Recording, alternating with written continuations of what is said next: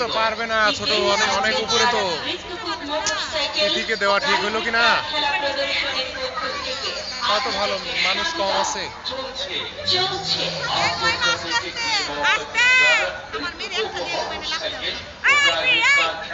এই উঠার জায়গাটা ভালো করা উচিত ছিল, সহজে যাতে উঠতে পারে।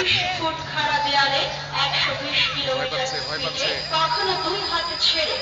আবু আসো, আসো, পারবা পারবা, আসো।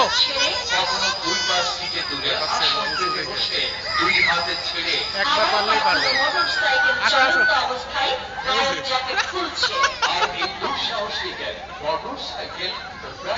এদিক দিয়ে না, এই নুকরান, এই এদিক দিয়ে, এদিক দিয়ে, এদিক দিয়ে।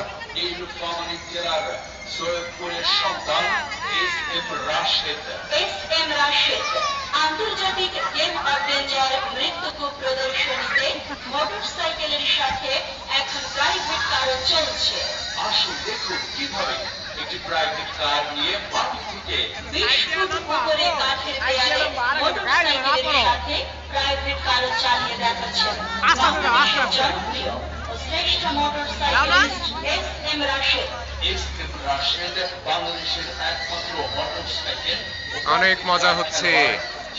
2015 ইংরেজি সালে ঢাকা আন্তর্জাতিক বাণিজ্য মেলায় বাপরে অংশগ্রহণ করেন, যা আন্তর্জাতিক খ্যাতি পর্যায়ে আলোড়ন সৃষ্টি করে।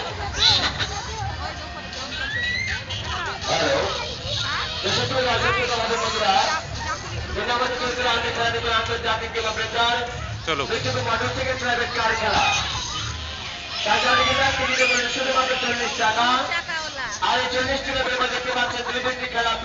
এটা আমি প্রথমবার দেখার পরে এমন ভয় পাইছি।